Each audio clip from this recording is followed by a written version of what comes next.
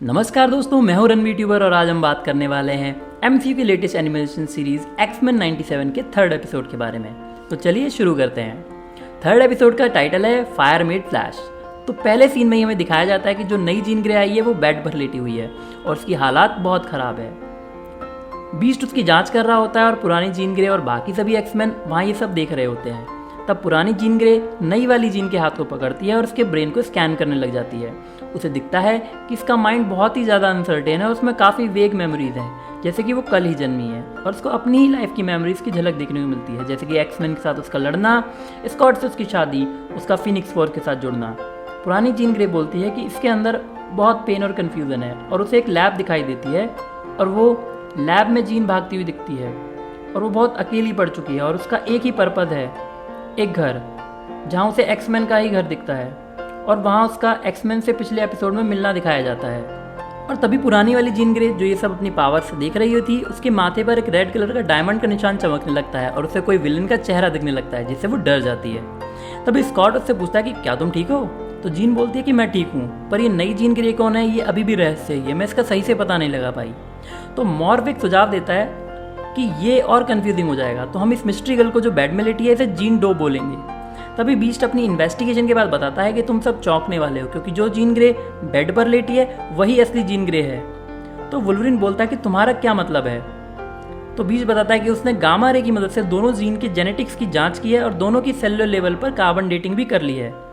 Gene dough ज़्यादा उम्र वाली है और उसकी उम्र उतनी ही है जितनी होनी चाहिए, जबकि जो जीन ग्रे एक्समैन के साथ थी उसका जेनेटिक्स तो सेम है पर उम्र नहीं, और वो एक क्लोन है। तो जीन ग्रे कहती है कि ये इम्पॉसिबल है। तो बीस्ट कहता है कि मैं तुम्हें वही बता रहा हूँ जो साइंटिफिक स्टडी से पता लगा है। तो जीन ग्रे कहती है पर मेरे पास तो सारी मेमोरीज हैं, लेकिन उसका माइंड केवल मेमोरीज के टुकड़े ही दिखाता है और तुम्हारी साइंटिफिक स्टडी को तो कोई भी मैनिपुलेट कर सकता है। और वो स्कॉट से भी बोलने को कहती है, पर स्कॉट को कुछ समझ नहीं आता है तो वो चुप ही रहता है। तब मैग्नेटो कहता है कि बीस्ट अपने टेस्ट को कंफर्म करो। तभी जीन ग्रे मना कर देती है और गुस्से में आ जाती है और कहती है कि मैं ही जीन ग्रे हूँ, एक्समैन की सबसे पहले मेंबर्स में से एक, और मैंने तुम लोगों के साथ अनगिनत बैटल्स लड़ी हैं और तुम लोग मुझे जानते हो। पर कोई भी उसकी हाँ में हाँ नहीं मिलाता और सब चुप ही रहते हैं। तो जीन ग्रे स्कॉट से अपना बेबी ले लेती है। तो स्कॉट कहता है कि हम तो बस श्योर होना चाहते हैं। तो जीन ग्रे बोलती है कि अगर यहाँ पर स्टॉर्म होती तो वो मुझ पर यकीन करती, और एक रूम में अपने बेबी को लेकर चले जाती है। अगले सीन में वो बेबी के साथ रूम में होती है और उसे चुप करा रही होती है। तो स्कॉट आकर कहता है कि इसे मुझे दे दो, मैं इसकी देखभाल करता हूँ। तो जीन कहती है कि नहीं, ये ठीक है, और बीस्ट के टेस्ट से ये बात चेंज नहीं होती कि मैं ही इसकी माँ हूँ। तो स्कॉट कहता है कि हाँ मैं जानता हूँ, इस बात पर किसी को भी डाउट नहीं है। लेकिन अब क्योंकि प्रोफेसर और स्टॉर्म जा चुके हैं और मैग्नेटो यहाँ पर है, तो ये सबके लिए बहुत ज़्यादा ही हो गया है। तो जीन उसे उस पर ट्रस्ट करने को कहती है, पर स्कॉट बिलीव नहीं कर पा रहा होता, तो उसे वो वहाँ से जाने को बोल देती है। तभी अचानक से रेडियो पर एक आवाज़ सुनाई देती है कि कोई उसे बुला रहा है और वो बोलती है कि कौन है। तो आवाज़ आती है कि उन जिन सवालों को लेकर तुम परेशान हो मैं उन्हीं का जवाब हूँ। वहीं अगले सीन में बिशप बीच से कहता है कि तुम मेरा टाइम बैंड जल्दी ठीक कर दो, मुझे लगता है कि फ्यूचर से कोई सिग्नल आ रहा है। तो बीच कहता है जैसे ही मैं दोनों जीन की मिस्ट्री को सॉल्व कर लूँगा तब मैं तुम्हारे टाइम बैंड को पूरी तरीके से ठीक कर दूंगा और तुम वापस अपने टाइम में जा पाओगे। तो स्कॉट बिशप से कहता है कि तुमने कहा था कि तुम्हारे फ्यूचर में तुमने मैग्नेटो को एक्समैन का लीडर बनते नहीं सुना, लेकिन इस सिचुएशन के बारे में तुम क्या कहना चाहोगे? तो बिशप कहता है कि टाइम कोई मिस्ट्री की बुक की तरह नहीं है, ये हमेशा बदलता रहता है, कुछ पन्नों को पलट दो तो फ्यूचर अलग ही हो जाता है। तभी बीस्ट स्कॉट को बोलता है कि जल्दी जाओ और अपने बेबी को बचाओ। तो स्कॉट कहता है क्या हुआ? तो बीस्ट बोलता है कि आर्टिस्ट की तरह साइंटिस्ट भी अपने काम पर अपना साइन छोड़ देते हैं, और मुझे पता लग गया है कि जीन को किसने क्लोन करा है। वो आदमी बहुत बुरा है और उसको केवल सिनिस्टर ही कह सकते हैं। वहीं अगले सीन में जीन ग्रे उस आवाज़ को रिप्लाई करती है कि उसे समझ नहीं आ रहा है कि तुम कौन हो। तो रेडियो पर एक आदमी बोलता है कि अक्सर लोग मुझे मिस्टर सिनिस्टर कह के बुलाते हैं, लेकिन तुम मुझे फादर बुला सकती हो, और जीन को मिस्टर सिनिस्टर दिखने लगता है। मिस्टर सिनिस्टर कहता है कि तुम और तुम्हारा बेबी एक खास मकसद से बने हैं, लेकिन जीन कहती है कि तुमने हमें दर्द और दुख के अलावा दिया ही क्या है, अपने साइंटिफिक एक्सपेरिमेंट में मेरा जेनेटिक मटेरियल यूज़ करके। अचानक से वो कहती है कि तुम्हें ये बेबी चाहिए है ना? तो मिस्टर सिनिस्टर कहता है हाँ, इसीलिए मैंने तुम्हें बनाया था। और अब जीन को पता चल जाता है कि वो असली जीन ग्रे नहीं है। तो मिस्टर सिनिस्टर उनको अपने पास आने को कहता है। तो जीन कहती है कि तुम कभी मेरे बच्चे तक नहीं पहुंच पाओगे। तो मिस्टर सिनिस्टर कहता है कि तुम्हारी बॉडी की एक एक सेल मेरी दी हुई है और तुम्हारा माइंड भी, तो तुम्हारे पास तो कोई चॉइस ही नहीं है। तब जीन को वो एक विजन दिखाई देता है जिसमें उसे बनाया गया था और मिस्टर सिनिस्टर उसे माय क्वीन कहकर जगा देता है और उसके माथे पर वही लाल डायमंड का निशान ग्लो करने लगता है जिससे वो उसका माइंड कंट्रोल कर लेता है, जिससे जीन चिल्लाती हुई सब तोड़फोड़ करने लगती है और बदल जाती है और अपनी पावर से सब चेंज कर देती है। वहीं अगले सीन में गैम्बिट, मॉर्फ, वुल्वरीन बात करते हुए दिखाई देते हैं। तभी वहाँ कुछ चीज़ें गड़बड़ होने लगती हैं। मॉर्फ को शावर की आवाज़ आती है। रॉबर्ट और जुबली बैठकर टीवी देख रहे होते हैं और टीवी के कैरेक्टर उनको देखने लगते हैं और टीवी के अंदर से बाहर आकर उन पर अटैक कर देते हैं और मॉर्फ को लोगन की जगह सिनिस्टर दिखने लगता है। वहीं स्कॉट और बिशप जीन के कमरे में जाकर देखते हैं कि वहाँ न जीन होती है ना ही उनका बच्चा। वहाँ की चीज़ें बदलने लगती हैं और उन पर अटैक कर देती हैं और एक टेडी बियर उनसे आकर बोलने लगता है। वहीं जब सबके साथ गड़बड़ होने लगती है तो सब भागकर हॉल में आ जाते हैं और वुल्वरीन पूछता है यहाँ क्या हो रहा है।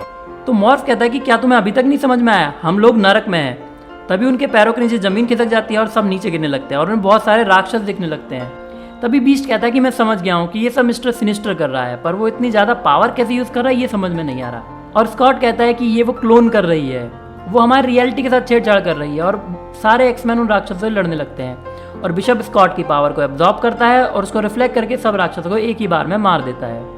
तभी एक और बड़ा दानव निकलता है और सब लोग डर जाते हैं। तभी असली जीन ग्रे आ जाती है और सारी रियलिटी वापस ठीक कर देती है और बेहोश होकर फिर से गिर जाती है। तभी क्लोन वाली जीन आकर उससे बोलने लगती है और स्कॉट उसे समझाता है कि मिस्टर सिनिस्टर तुम्हें कंट्रोल कर रहा है। और तब क्लोन वाली जीन बोलती है कि मैं गॉब्लिन क्वीन हूँ और ये सब मैं ही कर रही थी और वो बच्चे को लेकर भाग जाती है। अगले सीन में रोग और मैग्नीटो वापस लौट कर आते हैं और एक्समैन की ऐसी हालत देखकर पूछते हैं कि क्या हुआ। तब स्कॉट उसे बताता है कि सिनिस्टर ने क्लोन बनाया था ताकि वो हमारे बच्चे को चुरा सके। तो मॉर्फ बताता है कि मिस्टर सिनिस्टर सबसे ज्यादा इविल मैन है। वो सन 1800 में एक साइंटिस्ट था और तब उसने म्यूटेंट के ऊपर एक्सपेरिमेंट करने लगा था और हमारे डीएनए को चुराकर अपने आप को पावरफुल बना लिया और अपनी उम्र भी बढ़ा ली। तभी जीन चिल्लाने लगती है और बीच बताता है कि जीन अपनी पावर को कंट्रोल नहीं कर पा रही है। तो स्कॉट भी दुखी हो जाता है। तब मैग्नीटो बोलता है कि अब इस मिस्टर सिनिस्टर को सबक सिखाने का वक्त आ गया है। तो मॉर्फ कहता है मैं बता सकता हूँ कि वो कहाँ रहता है। तो मैग्नीटो कहता है कि रोग, वुल्वरीन और बीस्ट जीन के पास रहो और उसका ख्याल रखो और बाकी सब मेरे साथ चलो उस मिस्टर सिनिस्टर को मारने के लिए। अगले सीन में एक लैब दिखाई जाती है जहाँ मिस्टर सिनिस्टर के पास स्कॉट और जीन का बच्चा होता है और वो उसे एक लिक्विड में डाल देता है और उसकी पावर्स बढ़ाने लगता है। वहीं एक्समैन उसके लैब के बाहर पहुंच जाते हैं और अंदर चले जाते हैं। वहाँ उन्हें गॉब्लिन क्वीन मिलती है और वो एक्समैन पर अटैक कर देती है और वो मॉर्फ का माइंड कंट्रोल करके उसे ही बाकियों से लड़वाने लगती है। तभी मैग्नीटो गॉब्लिन क्वीन पर अटैक कर देता है पर वो मैग्नीटो को भी ओवरपावर कर लेती है और उसे और स्कॉट को घायल कर देती है। वहीं अगले सीन में असली जीन ग्रे फिर चिल्लाने लगती है और वुल्वरीन उसे कंसंट्रेट करने को बोलता है और कंसंट्रेशन ठीक होते ही उसे गॉब्लिन क्वीन स्कॉट पर अटैक करते हुए दिखती है। तो जीन बोलती है कि मुझे जाना होगा, जिसके लिए बीस्ट उसे मना कर देता है कि तुम अभी बहुत बीमार हो। पर जीन बोलती है कि वो अपनी टेलीकाइनेटिक पावर के यूज से अपने माइंड से ही वहाँ पहुँच जाएगी, उसकी बॉडी को वहाँ जाने की जरूरत नहीं है। और वो गॉब्लिन क्वीन के सामने पहुँच जाती है और जीन उसका माइंड कंट्रोल करने लगती है और उसे उसकी मेमोरीज, पावर और पेन की याद दिलाती है जिससे उसे पावर मिले थे। और एंड में वो उसके बच्चे के बारे में सोचने को मजबूर करती है जिसकी वजह से मिस्टर सिनिस्टर के कंट्रोल से वो बाहर आ जाती है। और अब वो और स्कॉट दोनों अपने बच्चे को बचाने के लिए तैयार हो जाते हैं और गॉब्लिन क्वीन और स्कॉट साथ में मिलकर मिस्टर सिनिस्टर की लैब में पहुंच जाते हैं और गॉब्लिन क्वीन इसे कंट्रोल कर लेती है। स्कॉट बच्चे को बचा लेता है। तभी सिनिस्टर वहाँ से भाग जाता है और वो बच्चे को देखते हैं तो वो बीमार सा दिखता है और वो उसे एक्समैन के स्कूल में लेके जाते हैं जहाँ बीस्ट बताता है कि इसमें एक टेक्नो ऑर्गेनिक वायरस है और बीस्ट कहता है कि इसे ठीक करने में बहुत टाइम लग सकता है और वायरस काफ़ी तेज़ी से फैल रहा है, तब तक ये मर सकता है। तब जीन कहती है कि इसकी क्योर हमारे टाइम में नहीं है और बिशप से कहती है कि क्या फ्यूचर में कोई ऐसा है जो इसकी मदद कर सके। तो बिशप कहता है कि हाँ, मैं एक ऐसे आदमी को जानता हूँ जो हेल्प कर सकता है, लेकिन मेरे टाइम एंड से केवल मैं और ये बच्चा ही फ्यूचर में जा सकते हैं। तो स्कॉट मना कर देता है कि मैं इसको अकेले नहीं छोड़ूंगा, पर जीन बोलती है कि हमें इसके लिए ये करना ही होगा। तब जीन बिशप को वो बच्चा दे देती है और बिशप उसे लेकर फ्यूचर में चला जाता है। वहीं क्लोन वाली जीन एक्समैन के घर से चली जाती है और कहती है कि अब से मुझे मैडलिंग प्रेयर कहना, और असली जीन उसे अलविदा बोलती है। वहीं अगले सीन में स्टॉर्म दिखाई जाती है और वो एक बार में ड्रिंक पी रही होती है।